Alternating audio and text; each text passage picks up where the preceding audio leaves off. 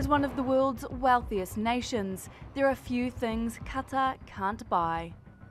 In just a few decades, its vast gas reserves have fueled the transformation of its capital from a dusty desert port to a modern metropolis.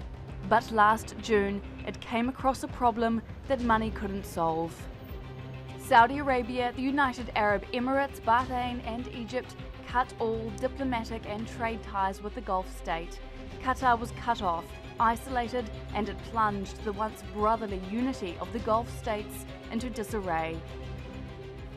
The blockading countries issued a list of 13 demands in order to restore ties. Among them were orders to shut down the Al Jazeera news network, curb ties with Saudi's biggest regional rival Iran, and stop funding what they called terrorism. But 1 year on, Al Jazeera is still broadcasting. Qatar has strengthened its relationship with Iran, and Doha still denies funding terrorism.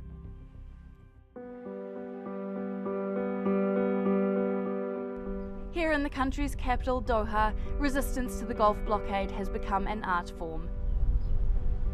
Almost everywhere you look, portraits of the emir loom over the capital city. Many Qataris, like Dana al-Haddad, view it as a show of solidarity. The blockade was more than a political development to her, it was deeply personal, and her biggest fear was that it would force her family apart. I am half Qatari and half Bahraini. My mother is Bahraini. That was the thing that I was most worried about. Her fears were never realised. The Qatari government kept granting Bahraini citizens visas so her relatives could still visit. But the siege stung in other ways. Most of Qatar's 2.6 million people are immigrants. Celine Baycum is one of them. She had to leave the country and her job working for a hotel in the first weeks of the blockade. There was no guest in the hotel, there was no business. Even normally the hotels are likely like 100% occupancy, 90%, but at that time there was only like 5%. So no one was coming. But in May, she decided to return. And after 10 months, I just realized that nothing is actually changed. The blockade is still actually ongoing, but the business is actually stabilized. The International Monetary Fund says Qatar's economy is expected to grow 2.6% this year. It's made efforts to find new trading routes and use its seaport more. And it injected billions of dollars into its banks to replace money that was being pulled out by banks in Saudi, the UAE, Bahrain and Egypt.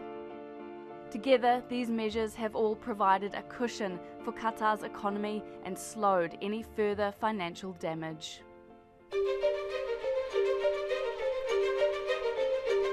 Qatar's relationship with Saudi Arabia has often been strained. Part of the reason are the territorial disputes. Another is the accusations that Saudi Arabia back in 1996 tried to oust the emir's father in a coup. Doha's ambition to build its global profile and carve out its own independent foreign policy also appears to have frustrated its neighbours. But now, as the blockade drags into its second year, both sides seem to have reached a deadlock, with no sign either side plans to do anything about ending it. McGee, The Newsmakers in Doha.